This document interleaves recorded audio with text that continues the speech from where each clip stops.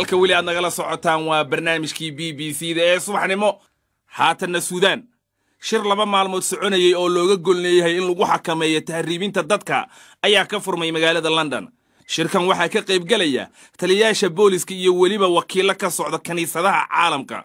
ururka shaqaalaha adduunka ayaa ku qiyaasay lacagta ay dadka wax tahriibiya ay helaan inay ka badan tahay $30 bilyan oo dollar. ururka ayaa sheegay in dad ay tiradoodu ku dhowdahay 2 milyan iyo bar sanad walba la tahriibiyo. Suudaan waxay ka mid tahay wadamada ay sii maraan dadka Soomaalida ee tahriibka xukuumadda. Khartoumna waxay dhawaan qaaday tallaabooyin ay uga hortagayso tahriibka waxayna xirxirtay dad badan oo Soomaali ah. amurahaasi oo dhanna waxaan ka waraysanay Fiidow Maxamuud Fiidow oo safaaradda Soomaalida ee Suudaan u qaabilsan dhinaca saxaafadda. wuxuu u waramay Maxamed Cabdiraxmaan Sheekh oo BBC-da ka tirsan. waxaa jiray maalmihii ugu dambeeyay weliba bishii Oktoobar laga soo bilaabo in dalkan Suudaan lagu qabtay shir loogu soo jeeday tahriibka iyo waxyaabaha la xiriira. shirkaasi kadib dowladda Suudaan waxaa lagu taageeray oo midowga Yurub iyo wadamada caalamka intooda badan ay ku taageereen in dhibaatadan tahriibka dowladda Suudaan laga gacan siiyo. dowladda Suudaan arrintaas waa aqbashay in lagu taageero kadibna waxay bilowday in ay xuduudaheeda ay soo galitaankeeda aad u adkayso dadka sharci darrada magaalooyinka ku jooga sida caasimada iyo gobolada fogfog ee dalka Suudaan laftirkooda xuduudaha la leh wadamada kale in aad loo adkeeyo igala soo kala baaristaan sida la sameeyo sidoo kale in qof walba oo lagu arkay arrinkan tahriibka xabsi daa'ina ama dil doogasho dadka ka shaqeeya ee ku caddaata arrintan tahriibinta. Soomaalida tahriibta waxay sii maraan Suudaan iyaga oo u sii socda dalka Liibiya. marka bal ka waran arrintan sida ay u saameysay. Soomaalida inta badan waxyaabo marka laga reebo dalkan Ethiopia iyo Eritrea oo iyaguna labada wadan inta badan tahriibka aad ugu yimaado Soomaalida meesha ugu badan waliba wadada ugu weyn ama dadka ugu badan ee tahriibka halkan ah la oran karo 60% waa Soomaali marka la yiraahdo.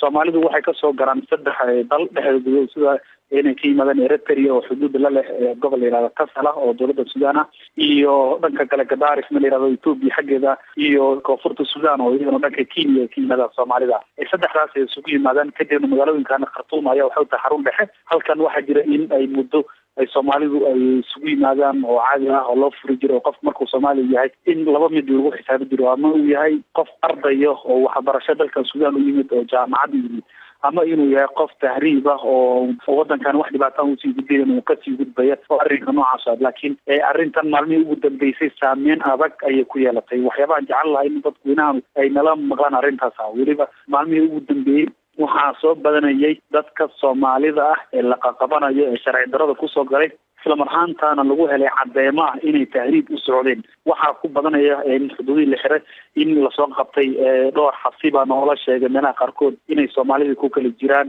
oo dhibaatooyin fara badan ay ku haystaan.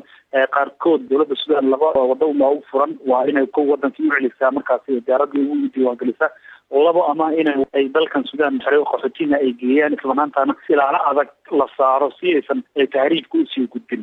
marka Fiidow ma haysaan tirada dadka Soomaalida ah ee loo xirxiray arrintaasi. haddii si guud ku ordo dhowr meel ay jirto lagu kala xiray xabsiyada qaarkood gobolka Gadaarif ku yaala Kasala gobol la yiraahdo isagana dhaca bariga dalkan Suudaan isagana Soomaali badan baa ku xiran. waxa uu sii daran magaalada Khartoum dhalinyaro waxa jirta inta badan aanan waxbarasho u imaanin oo inta badan iska dad muqallisiinta Soomaalida waxay yiraahdaan tiro ilaa 30 lagu qiyaasay ayaa la sheegay dhalinyarada dadka tahriibiyaasha ama muqallisiinta loogu yeero inay ku xiran yihiin gudaha magaalada dalkan Suudaan iyadoo maxkamadda ay rabaan in dowladda Suudaan ay soo saarto halka dadka shacabka ah ee xuduudaha ka soo galan ayaguna ay tiro badan yihiin oo boqolaal lagu sheegi karo laakiin aan tiro mucayyana aan laga sheegi karin la dooran karin tiradaas ayaa meel ku xiran laakiin Soomaali ay jiraan iyaguna arrimaha tahriibka ku xiran. sidaad sheegtay way korortay tirada dadka Soomaalida ah ee tahriibka ku tagaya Suudaan ee doonaya inay ka sii baxaan. marka maxaad is leedahay sababtu way tahay? tirada dadka waxay ugu badan tahay waxaa jirta maalmihii ugu dambeeyay sanadkii laga soo bilaabo 2011 markii burburtay dowladda Liibiya markaas Muammar al-Gaddafi uu ka talinayay waxaa jirtay in wixii ka dambeeyay oo soo batay dadka tahriibka kaasi waxa uu ahaa Fiidow Maxamuud Fiidow oo ah madaxa saxaafadda ee safaaradda Soomaalida ee Khartoum. BBC waxaad ka heli kartaa wararkii ugu dambeeyay ee Soomaaliya iyo caalamka oo dhan maalin walba.